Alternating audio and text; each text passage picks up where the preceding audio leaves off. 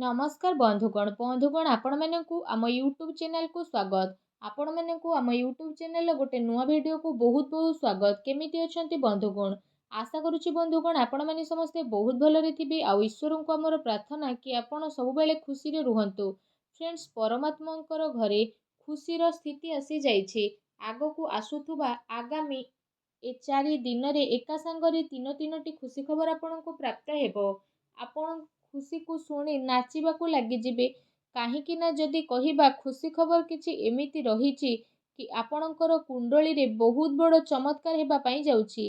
काहींकि ना आगो को आसुथुबा ए 4 दिन रे आपणक भितरे किछि एपरि महासंजोगर निर्माण हेबा पई जाउछि जहा गोटे नुह दुईटी नुह पूरा 3 खुशी खबर आपणक पई नै आसुछि।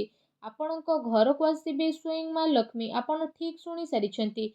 आगो को आसुथुबा ए 4 दिन रे आपणकर किस्मतर ताला खोलिबा पई जाउछि। ता सहित सफलतार चाबी एबे आपणक हाथ रे रहिबो। आपण समस्तंको कहि रखिबी एठी कि भाग्यर देवता आपणकर कुंडली रे दुईटी बड़ चमत्कारी ग्रहंकर सह निर्माण करि सारिछंती। तो आगो को आसुथुबा ए आगामी 4 दिन रे ब्रह्मांडर सबु देवा देवींकर आशीर्वाद आपणको प्राप्त हेबो। ता सहित आपण मानक एठी कहि रखिबी एबे आपणकर जीवार अंदाज पूरा बदली जिवो। एहा कहि रखंतु कि गोटे नुआ किरणर आरंभ हेबा पई जाउछि। आपणकर जेउ काम मझिरे मझिरे अटकिकी रहुतुला, आपणकर जीवन काल रे बहुत अधिक असुविधा देखुथिले, एबे आपणकर अटकी थिबा कार्य पूर्ण हेबो। ता सहित आपणक जीवनर सबु समस्या मध्य दूर होई जिवो। आपणकर सबु कार्य एबे बदलिबाकू जाउछि। अन्य सामना रे आपण हाथ आदो भी आउ देखांतु नाही।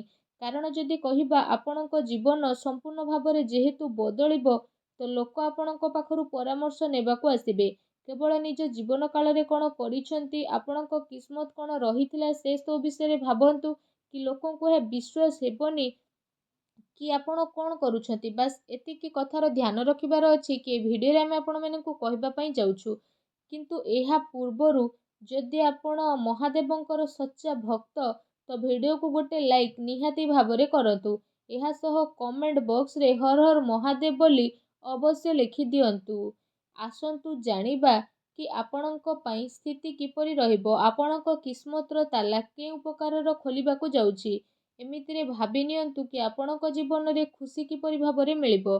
जदि कहिबा बड़ परिवर्तन केउ केउ बड़ स्थिति आपणक जीवन काल रे हेबा पई मध्य जाउछि।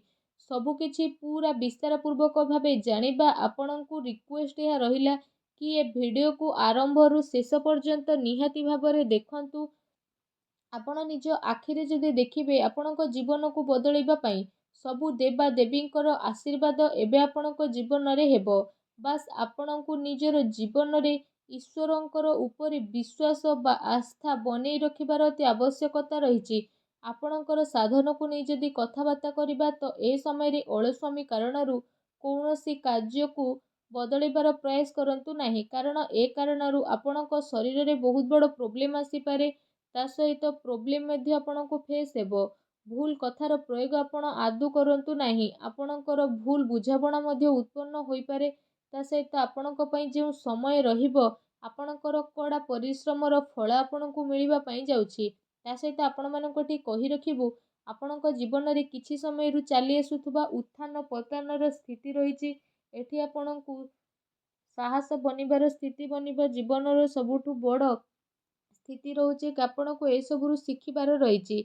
भूत कालरू जदि कहिबा शिक्षार अपेक्षा आदु करंतु नाही, तेबे भविष्यत रे आपण परिसानी रु बंची मध्य पारिबे। जरूरतमंद बा असहाय लोकंकर साहाय्य आपण निहाती भाबरे करंतु। एपरि करिबा द्वारा आपण ठीक रास्ता रे चाली मध्य पारिबे।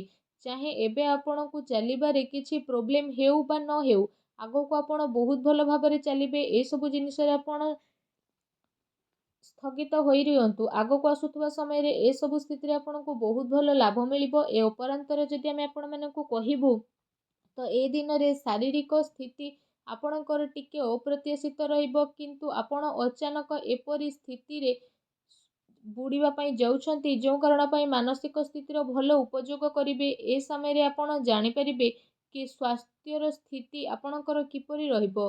କାରଣ ଆପଣ ଆପଣଙ୍କର ସ୍ୱାସ୍ଥ୍ୟରେ ପ୍ରୋବ୍ଲେମ୍ ହେବା କାରଣରୁ ନିଜର ମାନସିକ ସ୍ଥିତି କାରଣରୁ ନିଜର ନିର୍ଦ୍ଧାରିତ ସମୟରେ ସ୍ଥିତିକୁ ପରିବର୍ତ୍ତନ କରିପାରିବେ, ଯେଉଁ କାରଣ ପାଇଁ ଆପଣଙ୍କୁ କାଫି ଅଧିକ ଖୁସି ମିଳିବ।